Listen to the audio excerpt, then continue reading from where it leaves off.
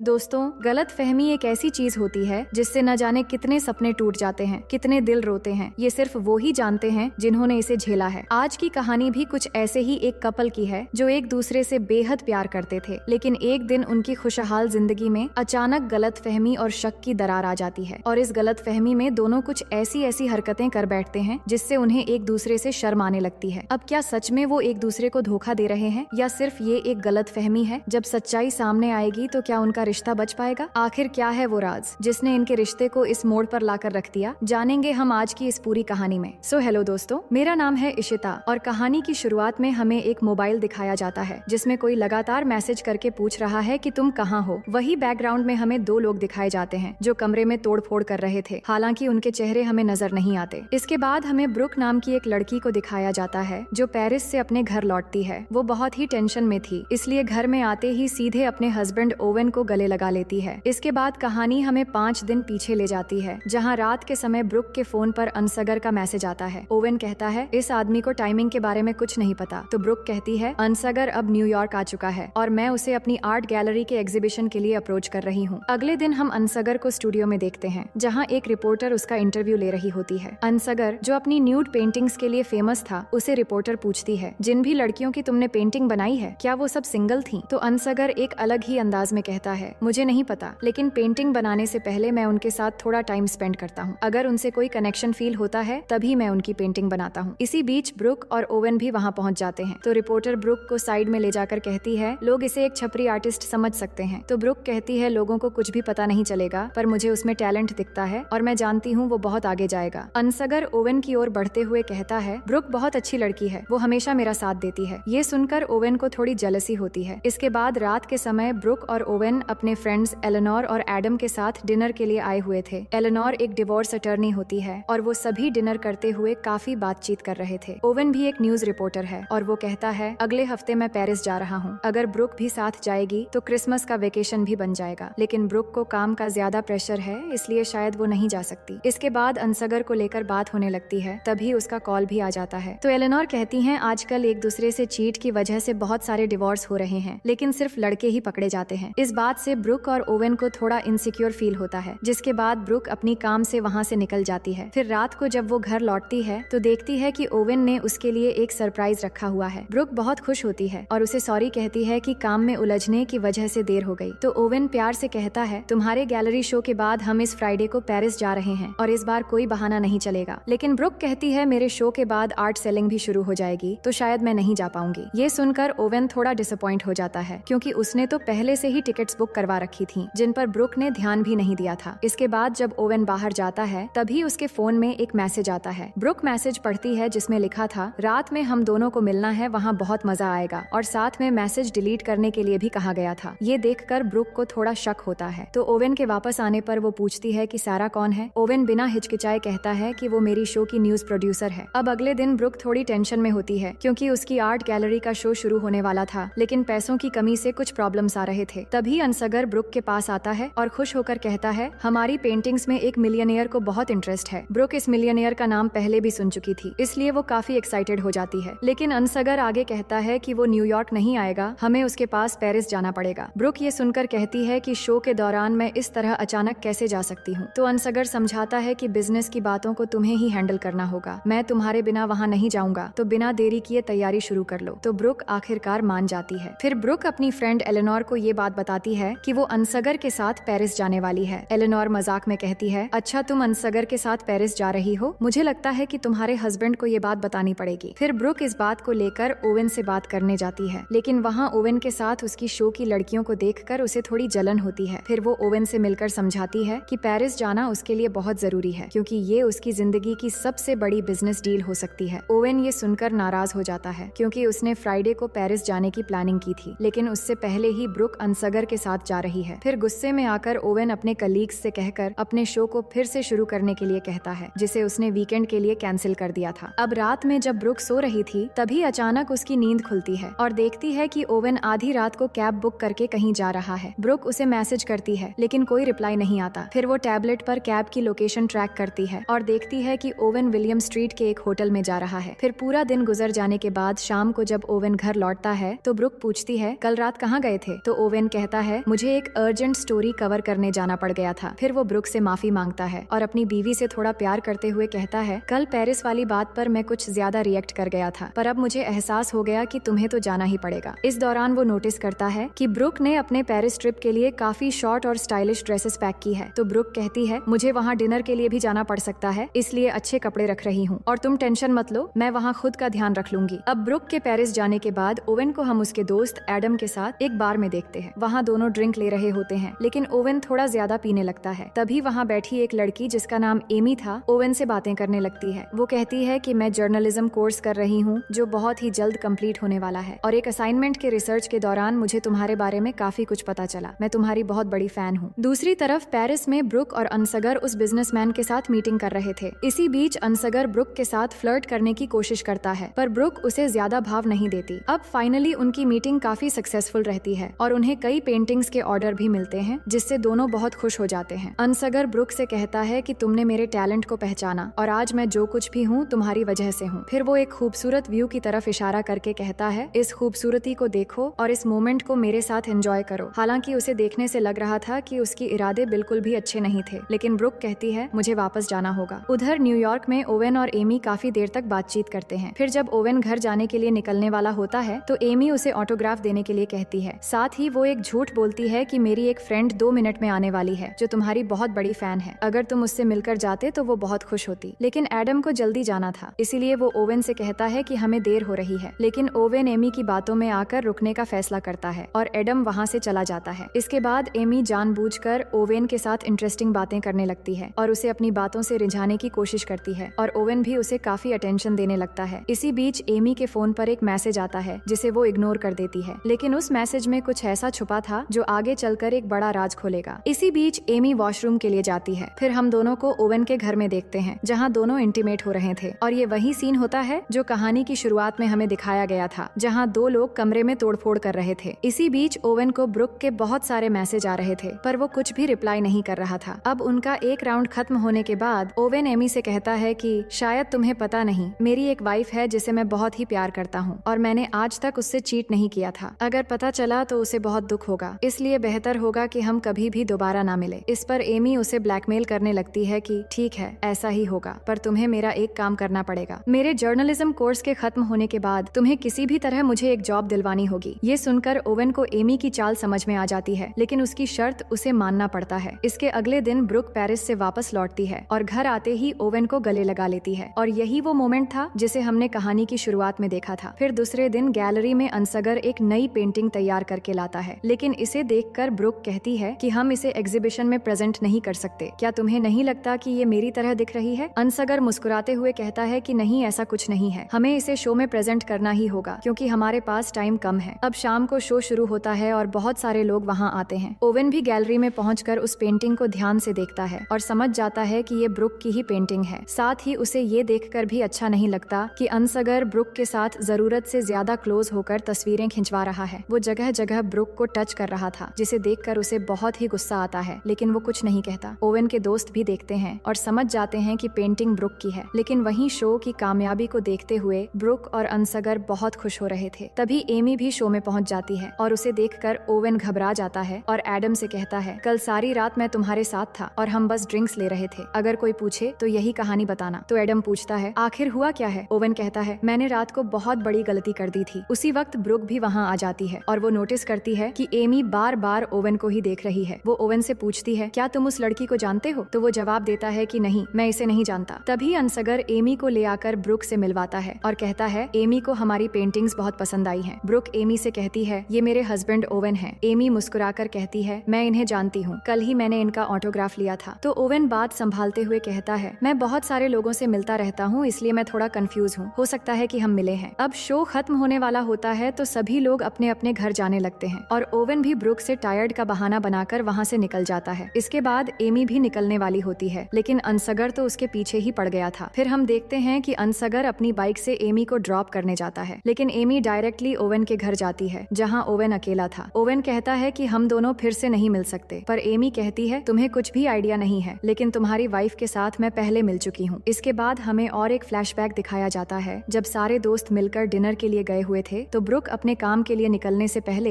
अपनी लॉयर दोस्त एलेनोर से अकेले में बात करती है। वो बताती है कि मुझे लग रहा है शायद ओवेन मुझे चीट कर रहा है। तो एलेनोर कहती है टेंशन मत लो, और अगर ज्यादा डाउट है तो सिर्फ उस पर थोड़ा ध्यान रखो। फिर अगले दिन दोनों मिलकर फिर से इसी टॉपिक पर बात करने लगते हैं, पर एलेनोर उसे समझाने की कोशिश करती है कि तुम बेवजह उस पर शक कर रही हो, वो ऐसा नहीं कर सकता। पर ब्रुक नहीं मानती और उसे लगता है कुछ न कुछ तो गड़बड़ है। एलेनोर कहती है कि बहुत सारे डिवोर्स के केस में जब भी हमें प्रूफ करना होता है कि हस्बैंड चीट कर रहा है तो हम ऑफिशियली एक लड़की को उसके पास भेजते हैं। अगर हमारी लड़की के साथ वो फ्लर्ट करने की कोशिश करता है या फिर कुछ गलत होता है तो ये सब हम रिकॉर्ड कर लेते हैं। फिर वो ब्रुक को ऐसी ही एक एजेंसी का नंबर देती है, लेकिन ये भी कहती है कि तुम्हें ओवेन पर ट्रस्ट करना चाहिए और तुम्हें शायद इस नंबर की जरूरत नहीं पड़ेगी। फिर एक रात जब ओवेन अचानक बाहर चला गया था तो ब्रुक इसी टेंशन में सो नहीं पाती कि वो बिना बताए कहाँ गया होगा, और फिर टैबलेट में लोकेशन चेक करके देखती है जहाँ ओवेन जा रहा है वहाँ वन नाइट स्टैंड के लिए काफी अच्छा होटल है। ब्रुक को समझ नहीं आ रहा था कि ओवेन वहाँ किस लिए गया होगा, वो शायद उसे चीट कर रहा है। तो वो ओवेन को टेस्ट करने का फैसला कर लेती है और उस एजेंसी में कॉल कर देती है। फिर अगले दिन वो एक लड़की से मिलती है और ये लड़की एमी ही थी। एमी को ही उसने ओवेन को टेस्ट करने का काम दिया था। ब्रुक कहती है तुम जरा अलग लग रही हो, क्या तुम ओवेन के साथ उस तरह का डील कर पाओगी? एमी कहती है मैं ऑफिशियली काम करती हूँ इसलिए तुम मुझ पर पूरा ट्रस्ट कर सकती हो और मेरे साथ ये सब कुछ रिकॉर्ड करने के लिए एक आदमी भी रहेगा, पर अगर तुम्हें कभी भी लगे कि हमें ये सब कैंसिल कर देना चाहिए तो तुम मुझे सिर्फ एक मैसेज कर देना और मैं वहाँ से चली जाऊंगी। इसके बाद ब्रुक जब पेरिस में थी तो बिजनेस मीटिंग के बाद अनसगर जब उसके करीब होने की कोशिश कर रहा था और उसी वक्त ब्रुक ने एमी को मैसेज करके डील कैंसिल करने के लिए कह दिया था, पर एमी ने तो मैसेज इग्नोर कर दिया था और उसने ओवेन से मिलने के बाद रियलाइज किया था कि अगर वो थोड़ा दिमाग लगाएगी तो उसे एक जॉब अपॉर्चुनिटी मिल सकती है और इसके लिए वो किसी भी हद तक जाने के लिए तैयार थी। इसके बाद एमी ने रिकॉर्ड करने वाले उस आदमी को भी वापस भेज दिया और फिर एमी ने जो चाल चला था ये तो हमें पता चल चुका है। वहीं पेरिस में अनसगर और ब्रुक जब बात कर रहे थे तो अनसगर पूछता है तुमने मुझे ही क्यों अप्रोच किया? तो ब्रुक कहती है तुम मुझे बहुत ज्यादा टैलेंटेड लगे इसलिए। अनसगर असल में ब्रुक के करीब होने की कोशिश में था, पर इसी दौरान ब्रुक देखती है कि उसने एमी को कैंसिल करने का जो मैसेज किया था उस पर एमी कुछ भी रिप्लाई नहीं दे रही है। इस बात से वो काफी परेशानी में आ जाती है। फिर वो ओवेन को भी कॉल लगाती है पर वो भी रिसीव नहीं करता, जिससे वो बहुत ही ज्यादा टेंशन में आ जाती है। फिर कुछ घंटे बाद जब ओवेन से बात होती है तो वो पूछती है तुम कहाँ पर हो? तो ओवेन कहता है मैं एडम के साथ बार में गया था पर अभी घर आ गया हूँ। उस समय एमी भी ओवेन के साथ घर में थी, पर ओवेन ब्रुक को कुछ भी समझने नहीं देता। इसके बाद जब ब्रुक वापस आने के लिए निकल रही थी तो अनसगर कहता है कि हम दोनों के बीच अगर कुछ भी फीलिंग्स हैं तो इसे हमें एक्सप्लोर करना चाहिए, पर ये सुनने के बाद भी ब्रुक वहाँ से चली आती है। फिर अगले दिन जब न्यूयॉर्क में ब्रुक अपनी गैलरी में थी तो एमी उससे मिलने आती है और उसे झूठ बोलती है कि मैं तुम्हारे हस्बैंड से मिली थी, लेकिन उससे पहले ही मेरा फोन डेड हो गया था और ना ही मैं कुछ रिकॉर्ड कर पाई क्योंकि रिकॉर्ड करने वाला आदमी किसी वजह से नहीं आ पाया था। पर मैंने तुम्हारे हस्बैंड के साथ काफी देर बातचीत की और उसे अट्रैक्ट करने की भी कोशिश की, लेकिन वो बहुत ही अच्छा इंसान है। मैंने इतनी कोशिश की पर उसने मुझे ज्यादा अटेंशन नहीं दिया, यानी कि वो टेस्ट पास हो चुका है। लेकिन ब्रुक को ये बात अजीब लगती है और उसे अभी भी शक था। वो एमी से कहती है मुझे तो ये भी नहीं पता कि तुम वहाँ गई थी या नहीं। इस पर एमी उसे ओवेन का ऑटोग्राफ दिखाती है। ऑटोग्राफ देखने के बाद उसके काम के लिए ब्रुक उसे एक चेक दे देती है और उसे शाम को अपने एग्जीबिशन में इनवाइट भी करती है। लेकिन फिर शाम के एग्जीबिशन में ओवेन मना कर देता है कि वो एमी से नहीं मिला। इससे ब्रुक समझ जाती है कि ओवेन झूठ बोलकर कुछ छुपा रहा है। इसके बाद अनसगर जब एमी को घर ड्रॉप करने के लिए अपनी बाइक लेने जाता है तभी मौका पाकर ओवेन एमी से बात करने लगता है कि तुम यहाँ क्या कर रही हो? एमी कहती है कि क्या चल रहा है तुम्हें कुछ भी पता नहीं है। तभी वहाँ अनसगर आता है और ओवेन से पूछने लगता है कि तुम उससे क्या बात कर रहे हो। ओवेन पहले से ही गुस्से में था, इसलिए उन दोनों के बीच लड़ाई शुरू हो जाती है और दोनों एक दूसरे को मारने लगते हैं। इतने में ब्रुक वहाँ आ जाती है और दोनों को रोक लेती है। इसके बाद अनसगर एमी को लेकर उसके घर छोड़ने निकल जाता है और ब्रुक ओवेन को शांत करने के बाद एमी से लिया हुआ ऑटोग्राफ उसे दिखाती है और पूछती है क्या तुम दोनों मिले थे? तो ओवेन कहता है कि हाँ, शायद मैं जब बार में ड्रिंक कर रहा था तभी इसने मेरा ऑटोग्राफ लिया था, लेकिन इसमें गलत क्या है? लोग मेरे साथ फोटोज भी खींचते हैं, तो इससे क्या हुआ? फिर ब्रुक पूछती है क्या उसने तुम्हारे साथ कोई फोटो क्लिक की थी? तो ओवेन कहता है कि हाँ, फोटोज तो क्लिक किए थे। ये सुनकर ब्रुक को विश्वास हो जाता है कि झूठ तो एमी बोल रही थी। वो फिर कहती है उस रात जो कुछ भी हुआ है मुझे सब सच सच बताओ। तो ओवेन कहता है कि हाँ, मुझसे एक बहुत बड़ी गलती हो गई है। ये सुनते ही ब्रुक गुस्से में कार से उतरकर जाने लगती है तो ओवेन पीछे जाकर उसे मनाने की कोशिश करता है, लेकिन ब्रुक बहुत गुस्से में थी और पूछती है क्या तुम दोनों ने एक रात साथ गुजारी थी? ओवेन कहता है कि हाँ, ये गलती मुझसे हो गई थी। ये सुनकर ब्रुक और भी ज्यादा गुस्सा करती है और कहती है इसीलिए तुम रात को कभी भी उठकर बिना बताए चले जाते थे। मुझे अभी तुम्हारा फोन चेक करना है, फोन दो। ओवेन अपना फोन नहीं देता तो ब्रुक खुद उससे लेकर वहाँ से चली जाती है। है। इसके बाद ओवेन सीधा अपने घर आता है और कुछ देर बाद एमी भी वहाँ आ पहुँचती है। अब कहानी प्रेजेंट में आती है और एमी बताती है कि कुछ दिन पहले ब्रुक ने ही मुझे हायर किया था ताकि मेरे जरिए वो चेक कर सके कि कहीं तुम उससे चीट तो नहीं कर रहे हो। हालांकि मैं भी ऑफिशियली ये काम करने आई थी, लेकिन तुमसे मिलने के बाद मैंने रियलाइज किया कि तुम्हारे जरिए मुझे एक जॉब अपॉर्चुनिटी मिल सकती है। दूसरी तरफ ओवेन से झगड़ा करने के बाद ब्रुक सीधा अपने दोस्त एलेनोर के घर आ गई थी। वहाँ पर वो जब ओवेन का फोन चेक करने लगती है तभी वहाँ उसे एक न्यूज के बारे में पता चलता है। ये न्यूज एक पॉलिटिशियन का था जिसने अपनी वाइफ को चीट किया था और वो जब एड्रेस और उसी दिन का डेट देखती है तो उसे रियलाइज होता है कि ओवेन भी उस रात इसी एड्रेस पे गया था। मतलब ओवेन सब कुछ सच कह रहा था और उस दिन वो एक न्यूज को कवर करने ही गया था। अब ब्रुक को एहसास होता है और उसे बहुत ही ज्यादा बुरा लगने लगता है क्योंकि उसने ओवेन पे बेवजह शक किया और उसका टेस्ट भी लिया। इसके बाद वो सीधा घर पहुंचती है जहां एमी और ओवेन अभी भी बात कर रहे थे, लेकिन अब एमी को वहां देखकर ब्रुक बहुत गुस्सा हो जाती है। पर ओवेन उससे कहता है कि ये सब कुछ तुम्हारा किया हुआ है, तुमने ही मुझे फंसाया है और मैंने जो भी किया वो सिर्फ तुम्हारे प्लानिंग का रिएक्शन था, तो इसमें मेरी कोई गलती नहीं है। फिर ब्रुक उससे माफी मांगती है कि मुझे ऐसा नहीं करना चाहिए था, मैंने बेवजह शक करके अपनी ही घर को तोड़ने की कोशिश की। हालांकि अब दोनों एमी पर गुस्सा करते हैं कि तुमने इन सब का फायदा उठाकर ब्लैकमेल करने की कोशिश की, तो एमी वो चेक वापस लौटाकर वहाँ से निकल जाती है। इसके बाद ओवेन ब्रुक से पूछता है कि पेरिस में उस रात क्या हुआ था जब तुम अनसगर के साथ थी, क्योंकि अगली सुबह घर आने के बाद तुम बहुत परेशान थी। तो ब्रुक बताने लगती है और हमें भी दिखाया जाता है कि जब ब्रुक एमी और ओवेन से बार बार कांटेक्ट करने की कोशिश कर रही थी तो कोई कांटेक्ट नहीं हो रहा था, जिससे वो बहुत ही ज्यादा परेशान होकर रोने लग गई थी। तो अनसगर वहाँ आकर उसे दिलासा देता है और थोड़ा रिलैक्स करने के लिए उसे रूम में आने के लिए कहता है। अब रूम में आने के बाद उसे बाहर दिखाने लगता है और कहता है कि देखो 2 साल पहले मैं ऐसे ही स्ट्रीट पर पेंटिंग किया करता था, लेकिन तुमने मेरी टैलेंट पहचानी और मुझे खुद को साबित करने का एक बहुत बड़ा मौका दिया। अब हम दोनों इस मोमेंट में हैं, हमें इस मोमेंट को ऐसे ही नहीं जाने देना चाहिए। यहाँ पर अनसगर उसके साथ इंटीमेट होने की बहुत कोशिश करता है और ब्रुक भी इस मोमेंट को एक्सेप्ट करने लगती है। अनसगर भी धीरे धीरे उसके करीब होने लगता है और उसे किस करने लगता है, लेकिन अचानक इसी मोमेंट पर ब्रुक रुक जाती है और ओवेन को आगे नहीं बताती। तो ओवेन पूछता है कि आगे क्या हुआ मुझे बताओ, पर ब्रुक कहती है तुमने मुझे चीट किया है तो ये सवाल तुम नहीं पूछ सकते और तुम्हारे इस सवाल का जवाब मैं कभी भी नहीं दूंगी। इसके बाद ओवेन अपना बैग रेडी करता है और यहाँ से जाने लगता है। तभी ब्रुक उससे पूछती है कि क्या तुम क्रिसमस के लिए वापस आओगे? तो ओवेन अपनी पॉकेट से टिकट निकालता है और कहता है मैंने बहुत पहले ही पेरिस के लिए टिकट बुक कर दिया था, क्या तुम मेरे साथ क्रिसमस के लिए चलोगी? तो ब्रुक इसके लिए हाँ कह देती है और इस तरह दोनों एक दूसरे को माफ कर देते हैं और इसी प्यारी मोमेंट पर ये कहानी यहीं पर खत्म हो जाती है। तो दोस्तों इस कहानी का एंडिंग बहुत सारे कंफ्यूजन के साथ ऐसे ही खुला छोड़ा गया है। हो सकता है आने वाले दिनों में इसका पार्ट 2 आ जाए। उम्मीद करती हूँ कि ये कहानी आपको बेहद पसंद आई होगी।